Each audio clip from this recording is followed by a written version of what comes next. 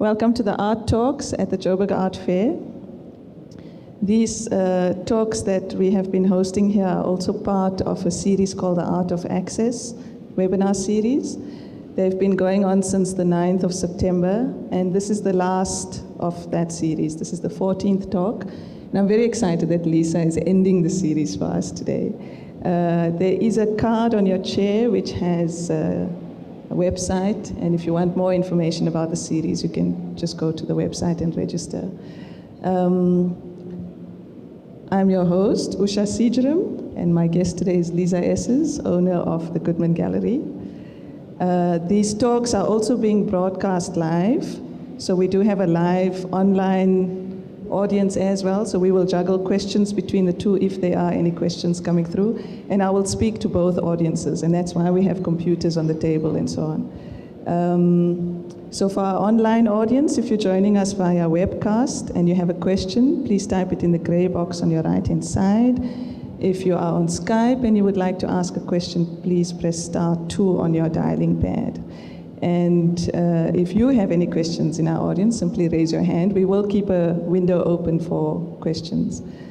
I'd like to give you a little bit of background to Liza. After completing a BCom with majors in economics and marketing, Liza Essers began her career as a management consultant in strategy for Anderson Consulting, which is now called Accenture. She went on to work in private equity for SMC Capital and was then business development director of an e-commerce company called E-Company, which was founded by the late Sheldon Cohn. In 2003, Essers embarked on a sabbatical in Florence, where she met artists and educators Claire Gavronsky and Rose Shakinovsky, studying art under their tutelage. When she returned to South Africa, Essers shifted careers to become an independent art advisor and curator. She specialized in the conceptualization, development, and production of visual art and film projects, both locally and internationally, and worked on a number of art and film projects. Essers was co-executive producer of the South African film Tsotsi in 2005, which was directed by Gavin Hood. It was the first African film in history to win an Academy Award, and the award was for Best Foreign Language Picture in 2006. She also initiated a documentary series on contemporary South African art, with the first documentary feature being William Kentridge and Marlene Dumas in Conversation. In 2008, Essers bought the Goodman Gallery from Linda Givon, who was previously Linda Goodman. Under the directorship of Essers, the Goodman Gallery is focused on bringing institutions, artists, and collectors closer together. Essers has brought several new artists into the Goodman fold and has maintained a strong international connection for the gallery. Recent projects include Spheres at La Moulin in France, which is a collaboration with 7 major international galleries. Goodman Gallery has also begun to participate in more major international fairs, such as Frieze, London, FIAC, the Armory Show in New York City, and Paris Photo, over and above Art Basel and Art Basel Miami. Essers has ensured that the gallery focuses on working with artists from the continent and other countries that engage in dialogue with the African context. Over and above the gallery program, Goodman Gallery Projects is an initiative aimed at supporting young artists, curators, independent projects, and major installation performances. For example, the 2010 initiative In Context, which involves collaborations with cultural organizations and major museums, and maintains the approach of a biennale, giving South African audiences exposure to the kind of curated shows and views that exist internationally. Other initiatives include the 2013 and 2014 working title shows. I'm very excited to have you here today, Liza. Welcome. Thanks very much. Liza, you started your career in the corporate world, went to Florence for a sabbatical, came back as an art consultant. Can you share, it's a loaded question, but in your own words, your personal journey and perhaps some of the lessons that you've learned along the way? Usha, I think the big lesson for me has been following my passion. When I finished school, my parents said to me, well, what do you want to be? a lawyer, an accountant, or a doctor. You know, there was sort of no choice. And it was really difficult for me because I failed accounts too, and I was definitely not going to be a doctor. I didn't get into medicine, and law just wasn't on the radar screen. So I think following one's passion has been a huge lesson, and I think that giving up the corporate world and literally, you know, leaving that sort of regular monthly salary after having made manager at, you know, within the corporate space, so it was a decent living every month, and just giving it all up and knowing that I had 90,000 Rand in the bank, 15,000 Rand a month for the next 6 months to go and, you know, just try and make a go of it and find my passion and find my way. And I think that that's the thing that I would suggest to lots of young people out there, is not to be afraid and just to follow your passion, because the rewards are so great if you do. From the outside, it seems like you've bought the Goodman Gallery. It's a huge thing. You speak about surviving on 15,000 rands a month. Can you talk a little bit about the realities of owning the Goodman Gallery and what's involved?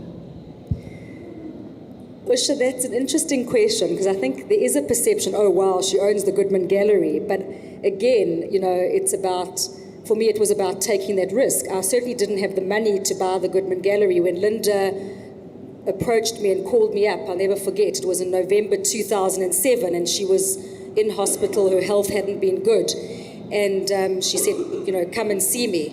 And this was off the back of me sort of approaching her on numerous occasions prior, saying, oh, I'd love to one day, you know, be you and, you know, be a huge gallery owner. This is so wonderful. I'd become a big client of Linda's. I think I was her biggest client in 2007, not because I was buying art for myself, but because I was placing work in a number of collections.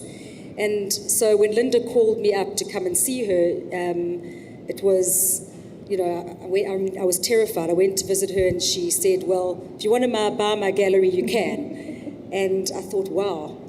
And she said, you've got, the number's 20 million Rand. There's no discussion on the price. There's no due diligence. You've got 6 weeks to raise the money, and that's it.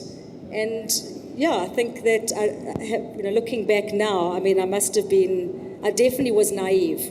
I definitely was naive. But I feel very blessed that I was naive, and that, because I think that was the only reason that I had the courage to go and raise the money. I was very blessed to be backed by Jonathan Bear.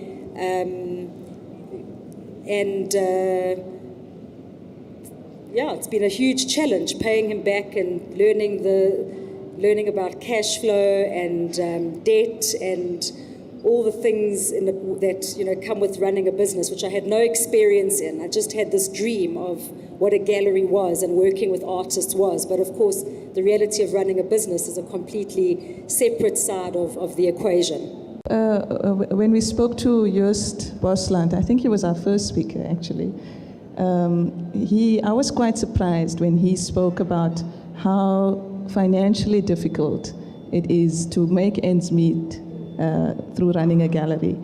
I mean, you said it requires a certain level of business thinking and a certain level of artistic. I mean, how much of a balance is that?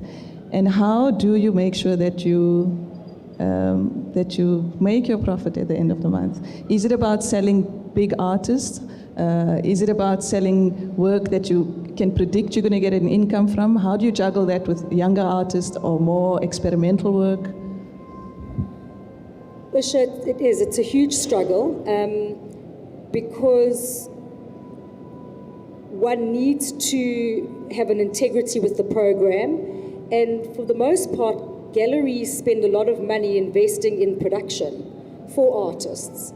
So an artist will come and say, I really want to make this work and I don't have the money to make this film. and the gallery will fund the production of the video work or of a bronze, and so it's an ongoing requirement for the gallery to fund production costs, and trying to manage that with an art market specifically in South Africa, which is not particularly interested in buying cutting-edge contemporary artwork.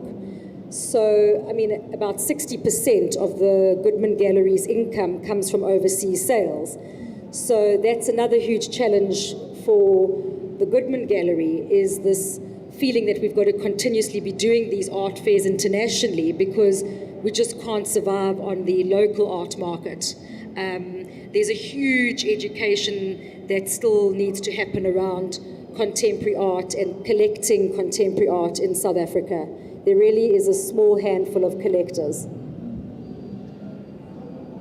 A part of building the reputation of the gallery and of that education requires that you have to build relationships. You're building relationships with artists through supporting them in the production of their work, at some risk, I'm sure, but also building relationships with clients. Can you talk a little bit about those relationships? It's an extraordinary industry in that it's one of the few industries, I think, in the world where there are no contracts. And it really is all about relationships. And I think that's what makes it so special, because the relationships with the artists, for me, is the most important part of what I do and what I love the most. It's a family. The Goodman Gallery is a family. All the artists in the stable are a family. I think each artist's soul or spark of their soul kind of adds to the family, and there's a lot of, I only want to work with people that I feel that energy with. I only want to, because it takes up so much time and so much energy that that's the special part. And then of course on the collector side as well, it is about relationships, and locally and internationally it's managing those relationships and building those relationships. So it can be exhausting. I find. So how do you build those relationships? Do you give them like special deals? Are they on a VIP list of some kind? How do you make your clients feel special? It's definitely not about special deals. Okay.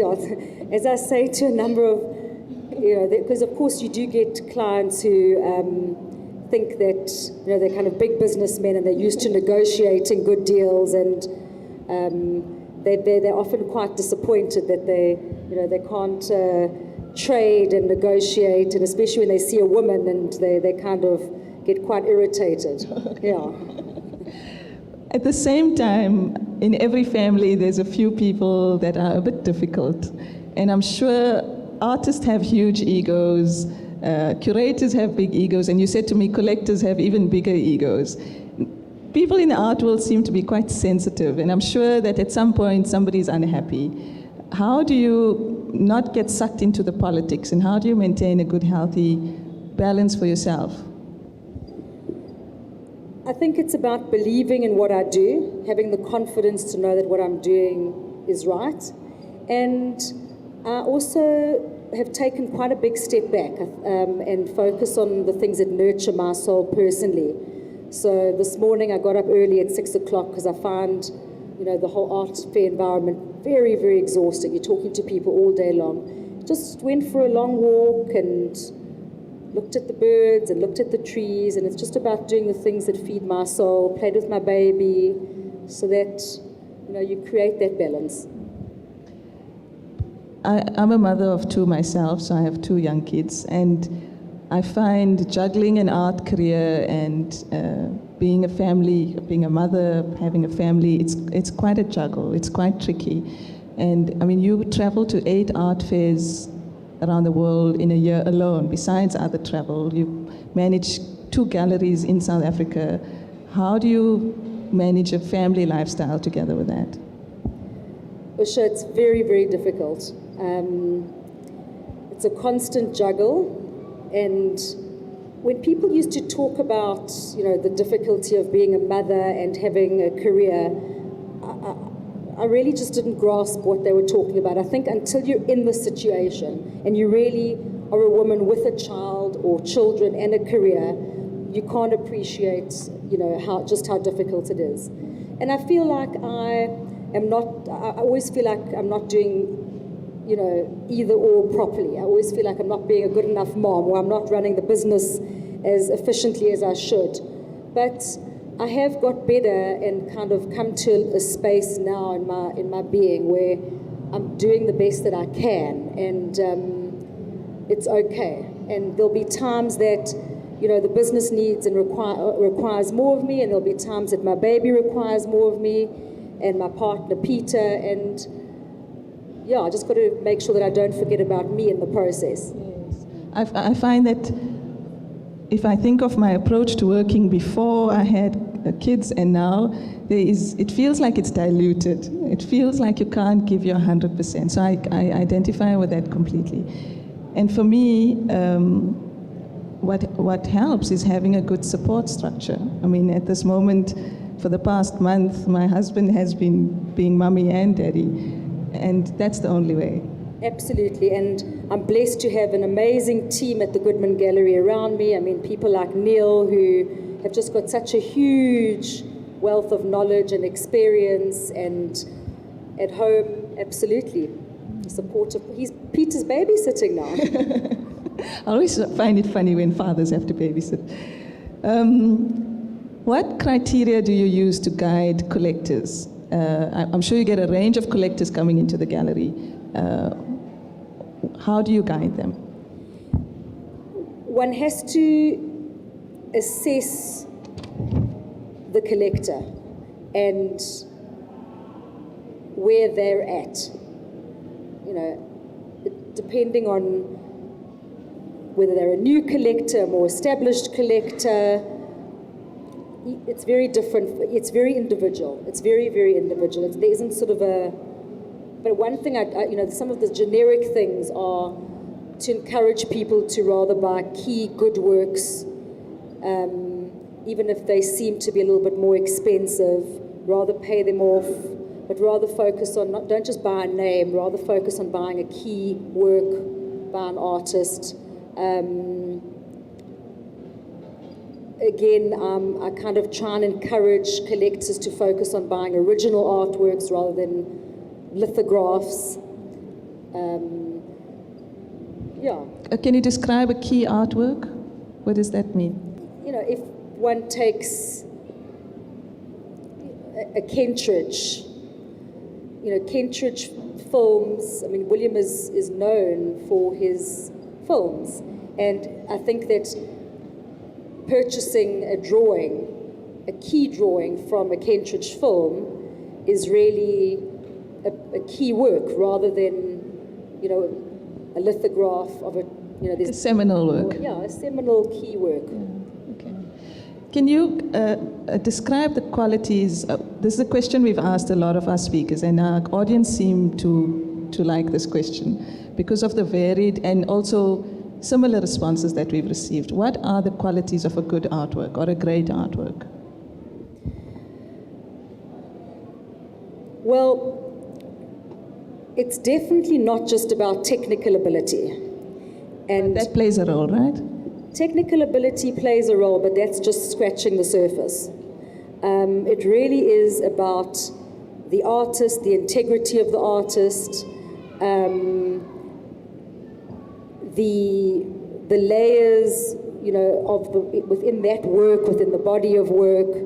And I think something where artists really get tripped up is that sometimes they'll see that a specific body of work sells very well, and they'll start just, producing more and more of that body of work and those images just because they want to sell. And those are not good artworks. They just, perhaps what the general audience perceives as being pleasurable to the eye, but that doesn't make them a good artwork.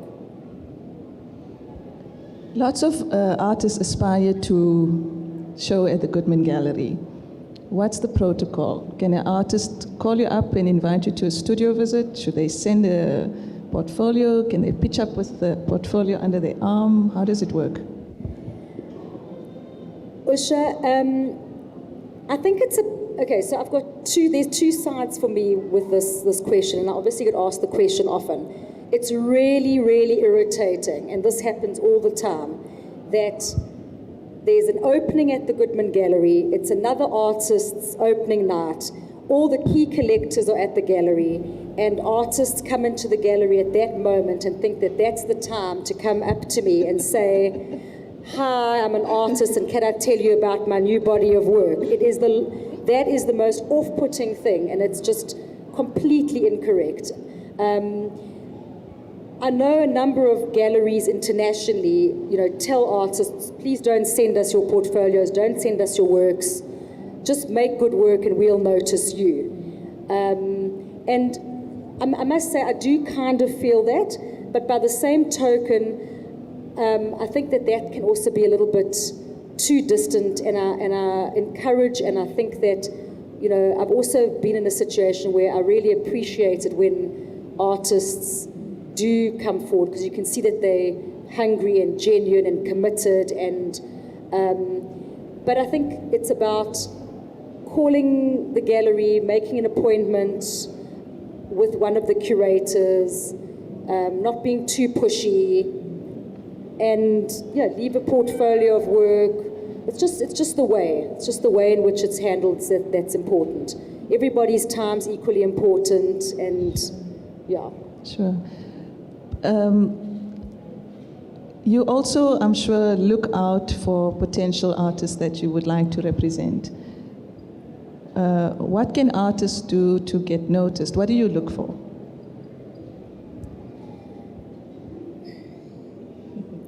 What grabs your attention? If you see somebody doing something incredible, there's something that you're looking for. What is that?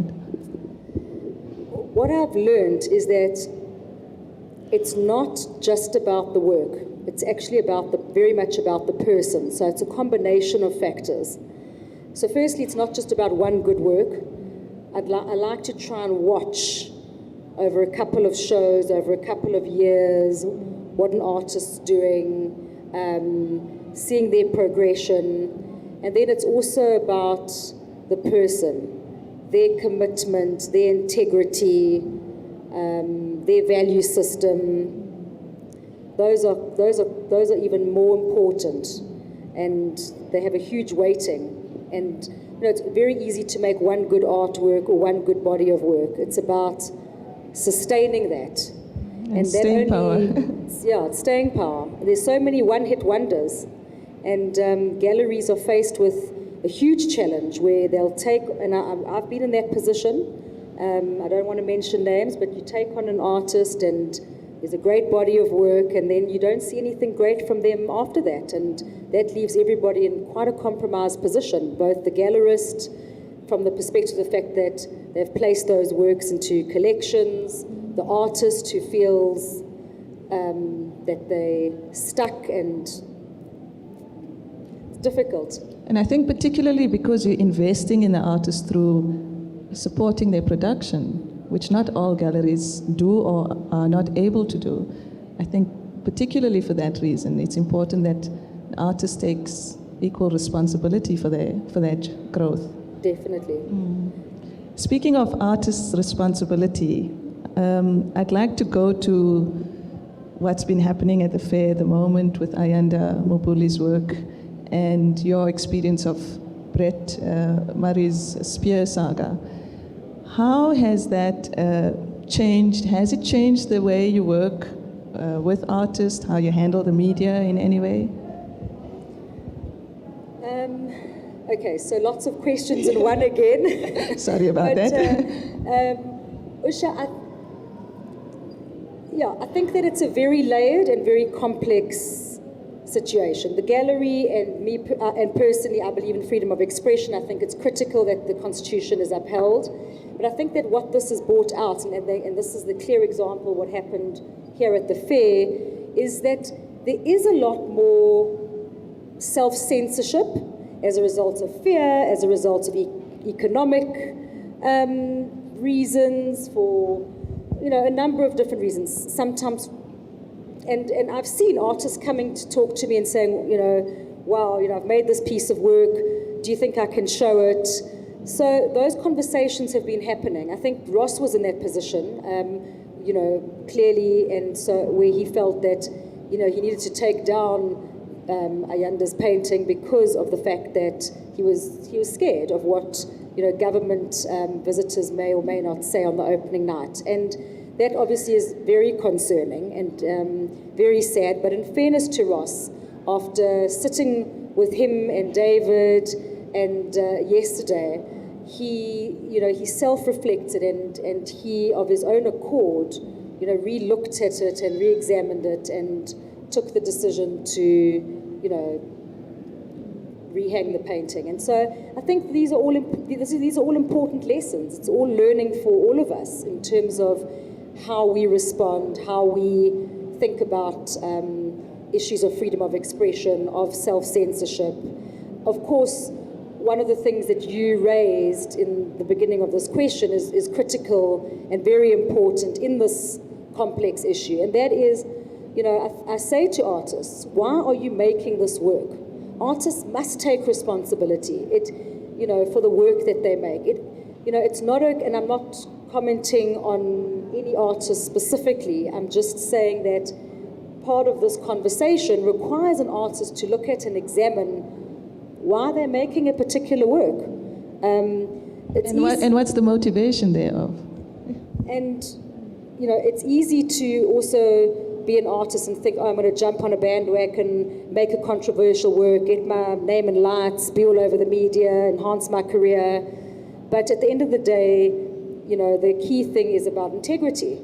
And I think that if you making work with integrity, then, freedom of expression all the way. The second part of my question was, has it changed the way you deal with the media or with artists? Are you more cautious about the kinds of work that goes onto the gallery? Or are you more open now? Has it shifted at all? I'm not cautious.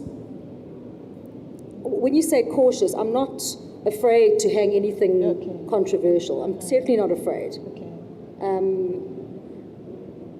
But I did learn from the media side, I did learn that, one has to be very, very careful in terms of how one does deal with the media, because the media will, take an issue and distort it, distort it, create, that's what the media does, hype it up. So one has to be, I think, quite strict actually with how one deals with the media, who you talk to, and what you say. Now, I'm not always available for comments and interviews. Tell us about the art fair. The Goodman Gallery participates in numerous art fairs during the year. Why is showing in an art fair so important for a gallery as well as for an artist? Well, I have to say at this point that I feel as though gallerists have become absolute slaves to art fairs. I hate art fairs, but unfortunately, in terms of how the art market has evolved, the art fair has become a necessary evil.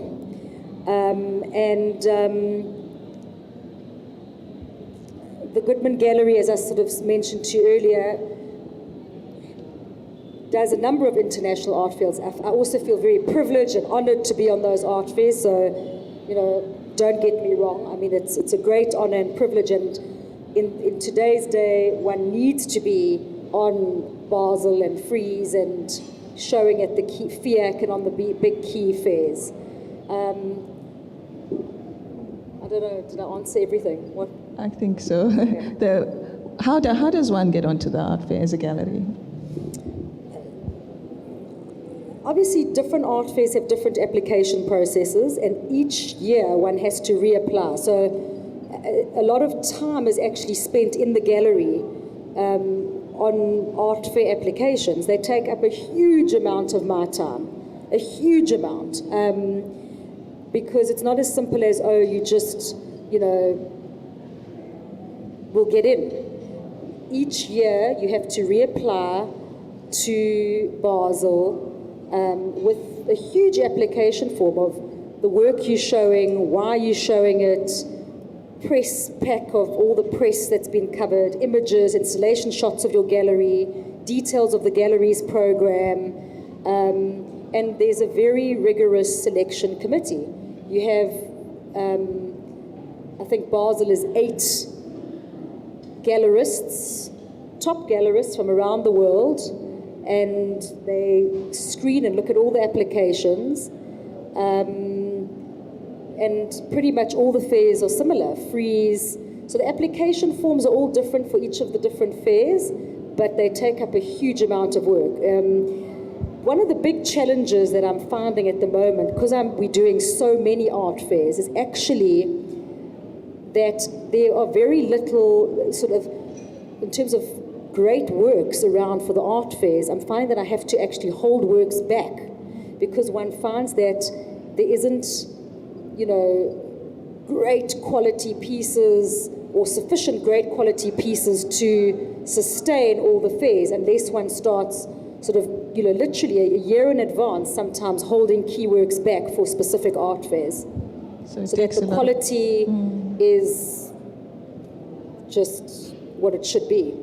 And I'm sure for each fair you would show different artists depending on the context. Absolutely. So Freeze is more for younger artists. They're more interested in up-and-coming younger artists with, of course, some of the more established artists in the stable. You can be a little bit more, you can show a little bit sort of younger work.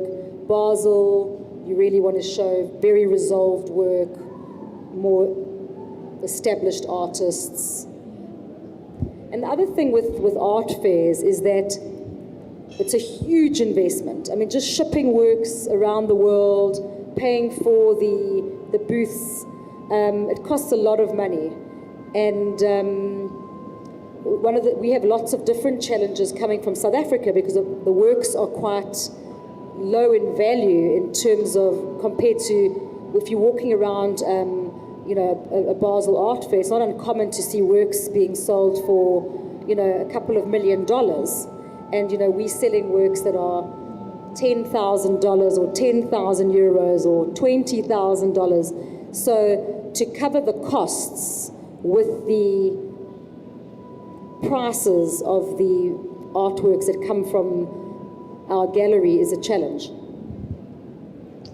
How is an art fair different to a Biennale? An art fair is just a marketplace. I mean, it's a marketplace.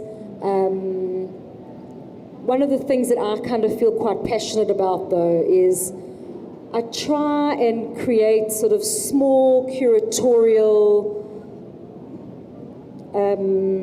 clusters of works in the booths that I create. So you'll notice if you go across to the Goodman Gallery booth now that there's sort of 3 or 4 works that talk to each other within the different spaces, rather than just having one work by one different artist and they're just a huge big hodgepodge. I find that just very difficult.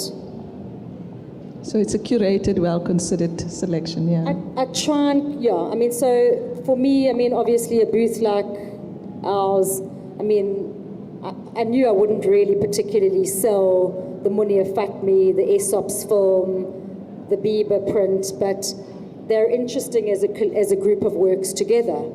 And that's very important for me in terms of curating an art fair booth, is to try and have a little bit more of a context.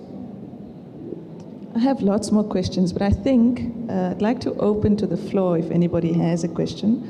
We've also got a number of people on the webcast, so if you do have a question on the webcast, you can type them in and we'll integrate them into the discussion here. Are there any questions? Anybody? Warren?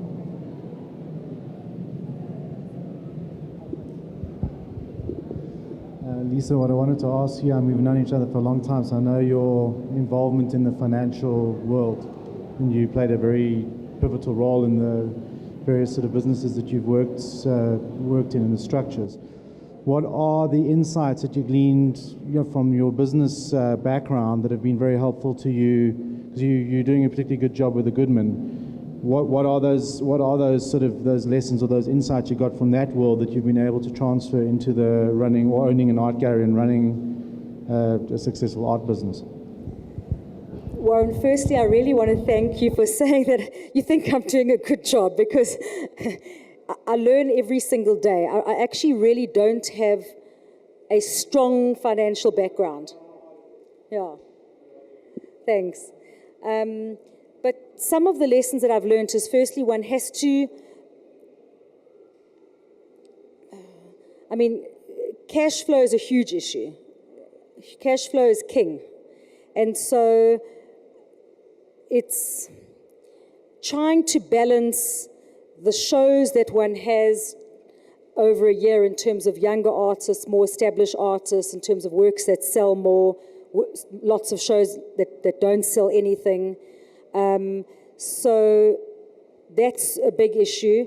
I think what I've only learned in the last 2 years, because I got really burnt in the first 3 years with that whole cash flow issue, is production. So I could never say no to an artist before when they would walk in and say, I really want to make this work. And I found myself in a situation where I was really cash flow strapped, because the profit of the gallery wasn't, there wasn't enough profit to sustain the amount of money being invested in production. So I now have a clear sense annually at the beginning of the year as to just how much money can go into production annually. And I have to do that because I have to be responsible for everybody. So cash flow, one.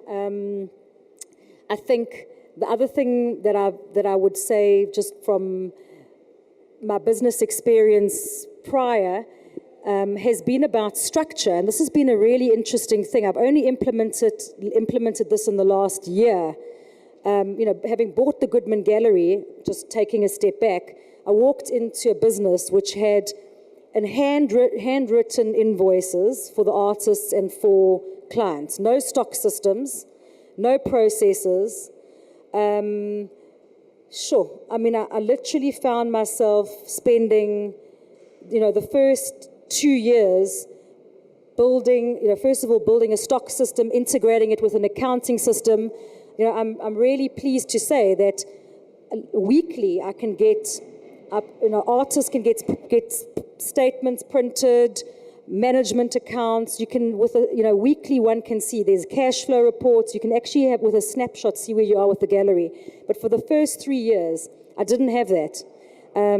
So systems, some of those systems, the processes is, I think, the next issue which we really need to work on in the gallery. But the thing that I've been focusing on this year has been structure. And most galleries, because they actually are small businesses, don't have formal structures. Staff do everything.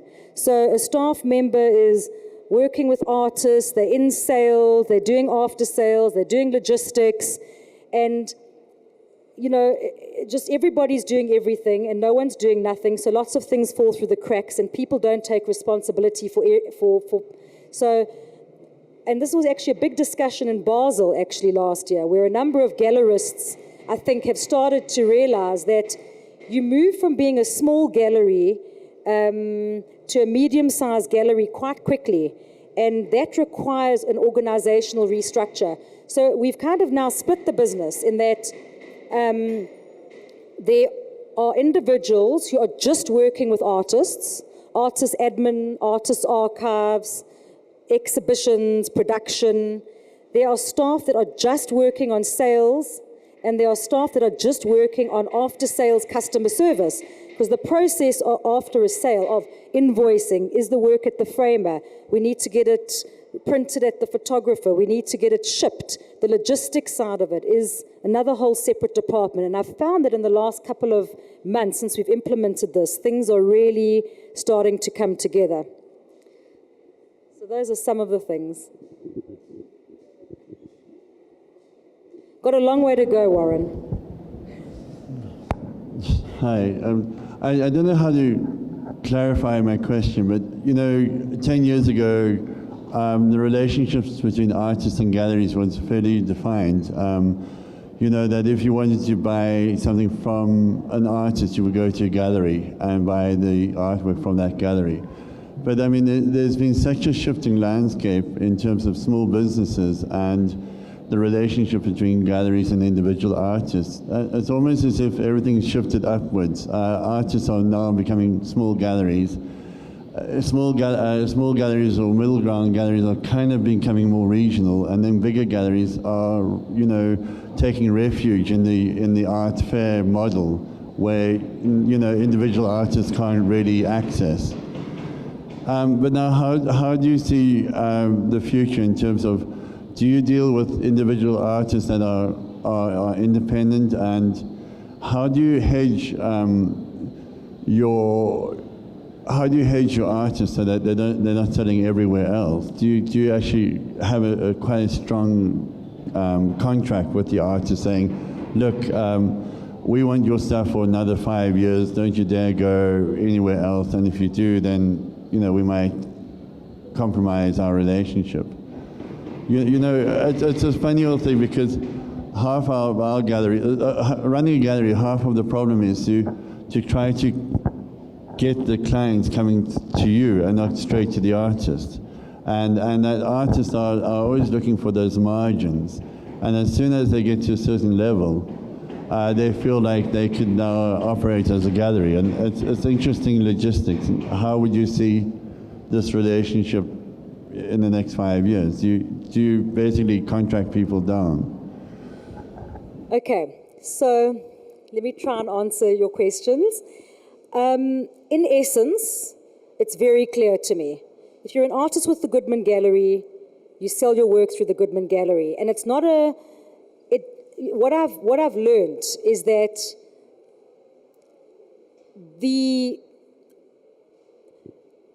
let's just say, the more established artists, the artists with integrity, the artists that are really going to make it in the long run, in terms of being recognized internationally, don't even think of selling art out of the back door. They just don't. They have an integrity, they have a loyalty, and, you know, people like David Goldblatt, Mikhail Sabotsky, William Kentridge, unbelievable. And there are no contracts in place. I would never dream of contracts. It really is about relationships. But yes, there are artists that sell work out of the back door and out of their studio, and, you know, that's really unfortunate for them, because actually, they actually land up messing up their own careers and messing up their own markets. Collectors think they're getting deals because they can go directly to artists and they think they're so brilliant. What they don't realize is that without the gallery support of an artist, the artist's career is not sustainable. It's pretty much short-term gain, short-term gains. Well, short-term gains, yeah. Not long. And as you said earlier, it's about integrity and the whole aspect of the art is not just about the work; it's about the relationship. It's about the integrity of the individual. It's about a value system. But you see, in terms of technology and access to the global market, surely there is a massive temptation for artists and artists' wives or husbands to say, look, you know, in long term, and then in terms of branding, I mean, surely a gallery needs to kind of almost out-brand individual artists, or it's a bit of a muddle there. But I'm not going to mention artists' names, but there are a number of artists that were with the Goodman Gallery that are no longer with the Goodman Gallery. I don't really want to work with artists that sell work out of their studios, and I think that in the long run, for an artist not to, I think the relationship goes both ways. As much as the gallery needs the artist needs the gallery. Yeah, but 20 years ago, I mean, another gallery said we were assured that we could put food on the table for that artist. Sorry, I didn't get that. It's a woodpecker. 20 years ago, galleries could definitely put food on the table of that artist. And now it's, I don't want to go on too much long. Galleries still do that. Yeah. I have a number of artists that are on a monthly retainer.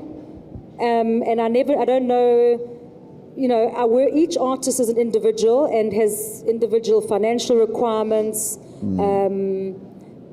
and I work individually with each artist in that way. And so there are a number of artists, especially the younger artists, who are on a retainer in the gallery, and often that is an investment from the gallery's behalf for the first couple of years, where there's absolutely no return. It's about relationships at the end of the day, yeah, great. And believing in the artists that, I work with. Yeah, awesome, thanks. Are there any other questions? Lisa, the Goodman Gallery has a focus now on South African and African artists. Would you like to expand on that a bit? I felt, Usha, when I took over the Goodman Gallery, that Linda was very focused on South African artists, and one understands why, and that was very, very important. But my interest has now, or from the outset, was to bring in artists from the rest of the continent, but more importantly also international artists where there's a dialogue with the African context. And this is, so examples would be of artists that have sort of joined the stable as a result, would be Hank Willis Thomas, who's African American, Alfredo Jar from Chile, because I think there's a very interesting dialogue with his work and the African context. Some of the artists from Sigalet Landau, Israeli artist. So that's also been really important, because I think we are part of an international art world. So it's about opening up those dialogues about post-colonialism, about race, about identity, politics, or whatever, the gallery's focus has traditionally been, but kind of looking at the South African context of that only. And has that been received well by the Goodman Gallery audience and collectors alike? It's been very, very well received internationally. Very well received in terms of how our program is perceived in the international market. Locally, I think to a handful of collectors, which I think, it's giving international collectors for the first time the opportunity to local collectors, the opportunity to see major international artists exhibited locally. So Gada Amir, Alfredo Jar, there have been numerous that I've shown over the last couple of years. And I think that there is a handful of collectors locally that have appreciated it, but I'm hoping that will extend, because it's a very small handful, unfortunately. And of course, most of the local collectors don't buy that international work at all. So for me, that is completely an investment and a passion project for me. I mean, I'm not going to sell it. I didn't sell a Gada Amir painting in this country, or an Alfredo Jar Lightbox. And it's going to take a while to get local collectors to start buying those major international artists. But hopefully, slowly they will. It seems like to run a gallery, you need numerous skills. But you also have to have a vision. And that vision for you includes having more African works, expanding the dialogue. Can you speak a little bit more about where you see the Goodman Gallery going in a long-term vision? Well, I think refining the program, it is more refined, but it's got to become much more refined in terms of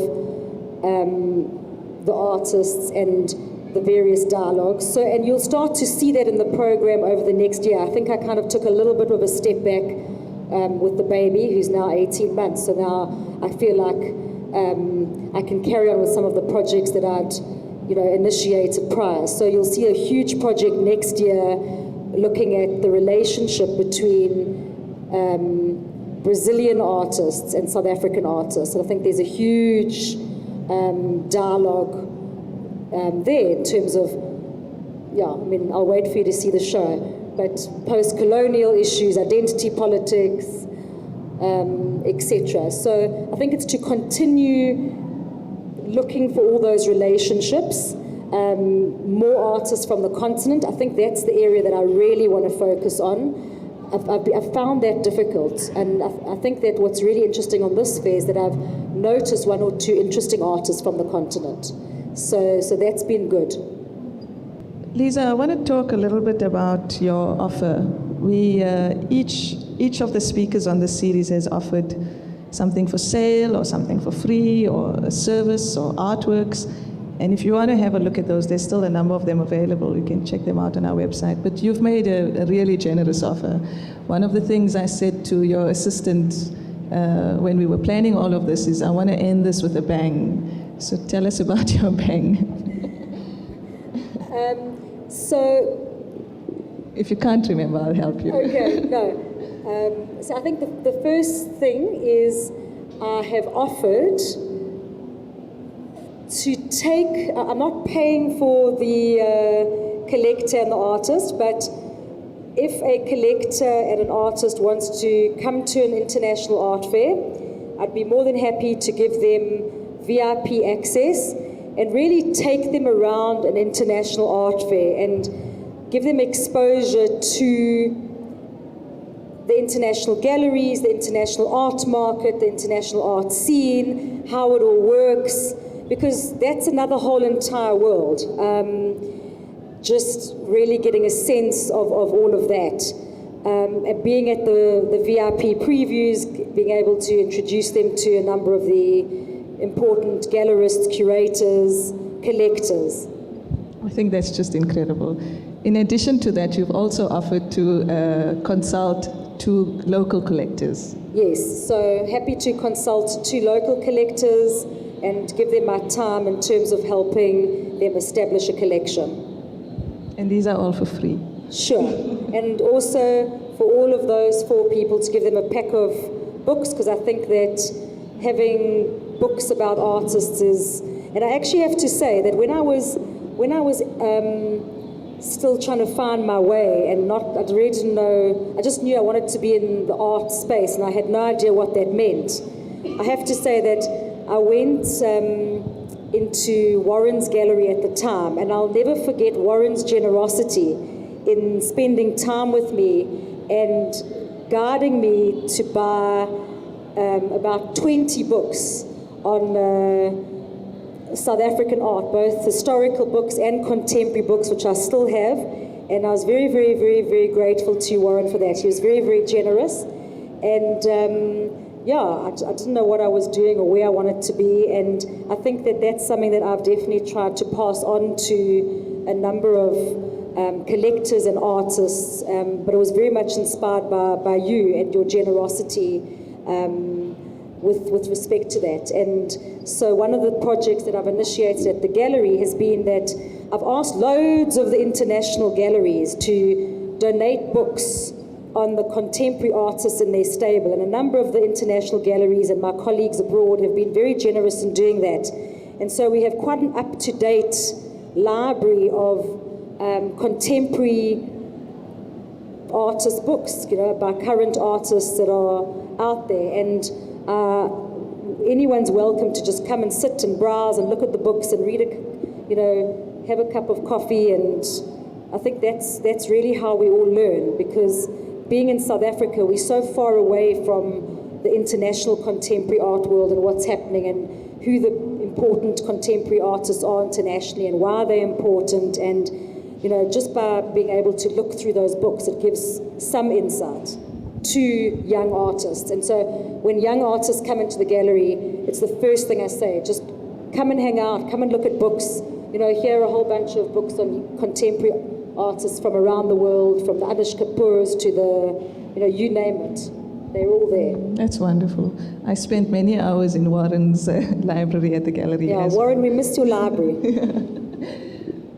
Something that's come up through the series is the importance of writing on artists. Yesterday, Warren mentioned also that that's a key part of an artist growing from one of young to established.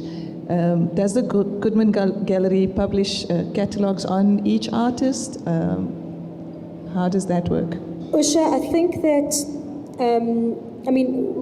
We do. We have published certain books and catalogues, but not nearly enough. And I recognise that, you know, that's an area that we need to improve on. It's just, again, it's a function of resources, financial, people. But regardless of that, you know, we are committed to at least publishing 5 to 6 catalogues or books a year. So you'll see there will be a catalogue coming out now for working title, which I think is really important because that's a platform for the younger artists who have never had anything written on their work to have something written about their work by key writers. So what's really amazing is someone like our newest recruit at the Goodman Gallery, who's Harun Gansali, Hans Ulrich from the Serpentines agreed to do an interview with him. And obviously, having an interview with Hans Ulrich is really, really major for him, and it'll be the, you know, start to build some, you know, credibility and around his work. So writing is key, and we don't have enough writers in this country. You know, artists need to have their work written about. Overseas, this just happens in all the international publications. You know, Freeze, Art Review, Art Forum, they write reviews on all the shows that are happening around the cities. The galleries don't have to take responsibility for doing it. But unfortunately, in South Africa, we do. You know, we just don't have that luxury. I mentioned this before. When I had a show earlier this year, I really wanted some critical writing on my work, and I struggled to find a writer to do that. And what I came to understand is that it's quite a complex system where you can't just approach a writer. It's got to do with the publication, and they've got to be commissioned to write a piece. How does the gallery push for that for shows? Does it? Well, we write a press release for every exhibition, and we talk to the press about every show. We often have a press walkabout where the press come and they're invited, and the artists will do a walkabout with the press. But you can't force the press to write about, you know, the artist's work. You can talk to them about the artist's work, and, you know, some shows are, you know, received by certain writers more than others, and I suppose it's about, you know, the writer feeling engaged with that artist and the artist's work. Obviously, that's very different to having a writer commissioned to write a catalogue for a show or for an artist's work. And it's a huge issue for us. Like, if I look at the Goodman Gallery, there's so many artists that just haven't had publications on their work. And you know, I wish I could start a whole publishing division just to do that, because most of them really deserve to have a publication on their work. I mean, even artists that have passed on, you know, like Robert Hodgins, like Peter Schutz. I mean, no one's written a book on Peter's work, and I really feel that that's a huge gap. And, you know, I feel like something that would be very beneficial was that if there was a corporate out there, or BASA, or private individuals that would dedicate and focus on publications for artists, because it really is critical. And the galleries do need help. And it's not only for, as I say, artists that are in the stable, but, you know, artists that are part of our history and our landscape. Thank you, Lisa. I think we've run out of time. Thanks, Usha. Thanks very, very much for your initiative. I think it's been really important for the art community, so well done. Thank you, Lisa. I just want to also thank our sponsors, and I've been doing this for all 14 talks, and today being the last day, I want to thank a few other people as well. So thank you, BASA. Business Art South Africa has supported this project. Thank you to BASA. Thank you to Open, where we broadcasted all the other talks from. They provided us with the internet access in their boardroom, and they were just wonderful. So thank you to Open. And I want to say something about the process of this project. There was a vision that I had, and I approached a number of people to support this project, financially as well as speakers. And a number of people said no. And perhaps It wasn't clear what was going to be, but a whole lot of other people said yes.